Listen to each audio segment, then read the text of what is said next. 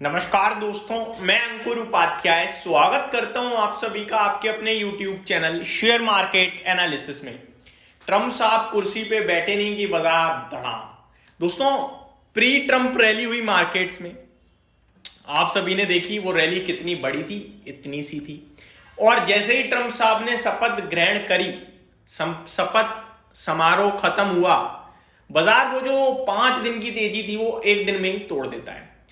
अब ये तेजी, ये गिरावट क्यों आई है और ये तेजी क्यों खत्म हो गई इतनी जल्दी, इसको मैं समझाने की कोशिश करता हूं। काफी लोग इसे ट्रम्प साहब से रिलेट कर रहे हैं डायरेक्टली, ऐसा नहीं है भाई साहब। ये सेलिंग है एफआईआई की, और ये बाजार की गिरावट जो है ये बिकॉज ऑफ एफआईआई सेलिंग है। आप सिंपल लॉजिक बनाइए, आपने बीते कुछ दिनों से, या जब बाजार रिकवर कर रहा था या रिकवरी से पहले जब बाजार गिर रहा था, उसमें क्या एफआईआई की एक भी दिन बाइंग का फिगर देखा? कंटिन्यू बेसिस पे बेचा है एफआईआई ने। एफआईआई दोस्तों लगातार मैं देख पा रहा हूं यहां पे 3 जनवरी से कंटिन्यू बेसिस पे बेच रही हैं, जिसमें 13 जैन को हमारे बाजारों में लो लगाया, 14 जैन को मार्केट रिकवर करता है और बाउंस बैक, बहुत दमदार बाउंस बैक था। उस बाउंस बैक में भी एफआईआई ने 8,000 करोड़ का बेचा, और ये एफआईआई की सबसे बड़ी सेलिंग थी बीते कुछ दिनों में। यानी वो क्लियर कर चुके थे अपना दिमाग, अपनी मंशा कि भैया बाजार उछलेगा, मैं बेचूंगा। अब 13 जनवरी तक क्या हुआ, इतना पैनिक हो गया था कि रिटेल खुद बेच रहा था। अब एफआईआई बेचे तो किसे बेचे, खरीदने वाला कोई है ही नहीं सामने। वो कोई हमारी तरह 100-200 रुपए का माल या 1,00,000-2,00,000 का माल थोड़ी बेचते हैं। उन्हें बेचना भैया करोड़ों में, 1,000 करोड़ 5,000 करोड़ का माल। अब कोई सामने बायर नहीं बैठा तो क्या करा उन्होंने कहा ठीक है भाई साहब, हम थोड़ा धीमा करते हैं कुछ, ताकि बाजार में थोड़ी सी उछाल रिकवरी आए। उन्होंने रिकवरी दी 5 दिन तक।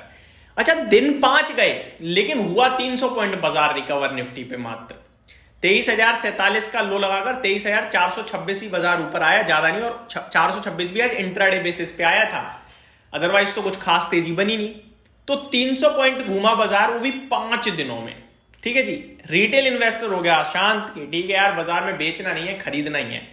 हम जैसे वीडियो क्रिएटर वीडियो बना ही रहे हैं कि भैया गिरावट में बेचो मत, तो अब रिटेल इन्वेस्टर थोड़ा रुक गया बेचने में। अब जब एफआईआई ने देखा ठीक है चलो अब हम सौदा थोड़ा बेच सकते हैं, क्योंकि ये नहीं बेच रही हैं, तो उन्होंने फिर डंप करना शुरू करा।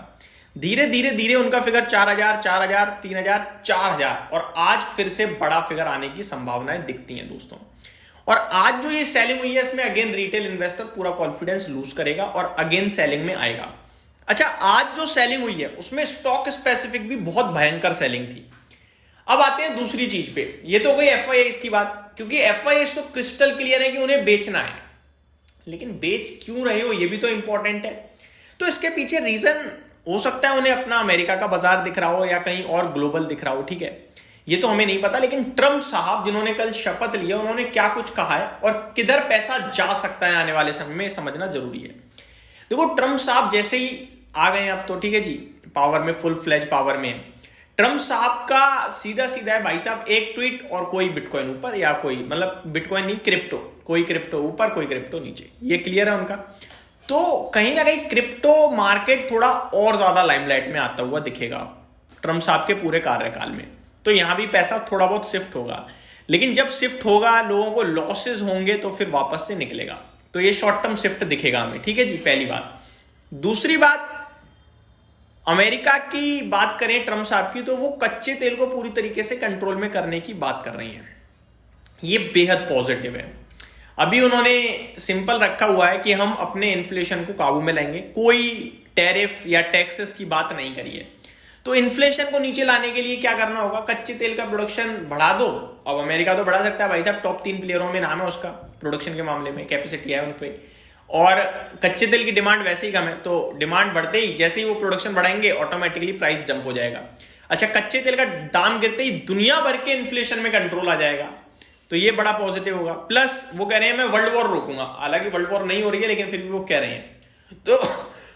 तो ये जो जंग का माहौल है थोड़ा बहुत जितने भी देशों में है वहां पे रोक देंगे, वहां पे बात हो जाएगी। और इनकेस रशिया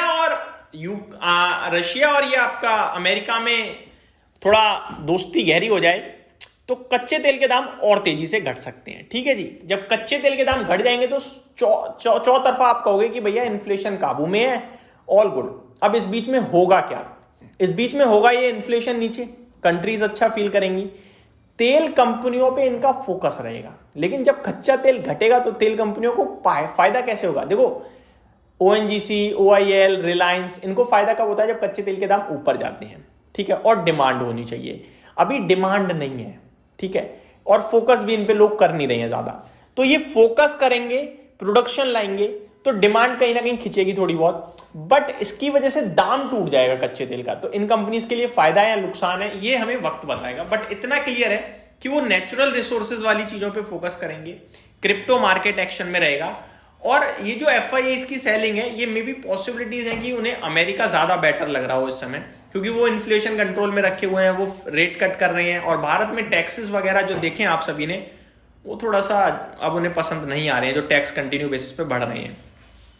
इस बीच में दोस्तों हमें इतना जरूर समझ में आना चाहिए कि अब जो रेगुलेटर्स हैं हमारे देश के सिक्योरिटी मार्केट के या फाइनेंस मिनिस्टर को अब ये समझना चाहिए कि कहीं ना कहीं कुछ मार्केट के इन्वेस्टर्स के हित में करने की जरूरत है। अब इस बजट में मार्केट एक बार फिर से कुछ ना कुछ एक्सपेक्टेशंस लेके जाएगा। क्या एफआईआई इसको लाने के लिए भारतीय बाजार में कोई स्पेशल कदम उतारे जाएंगे? अगर रखे जाएंगे तो ये बहुत पॉजिटिव होगा, क्योंकि अगर एफआईआई लगातार ऐसे बेचते रहे तो हिम्मत हार जाएगा इन्वेस्टर और मार्केट्स में बड़ा फॉल आएगा। तो अब मैंने एक सिंपल लॉजिक निकाल लिया, बाजार की तेजी या बाजार में रिकवरी कब हमें असली में काउंट करनी है।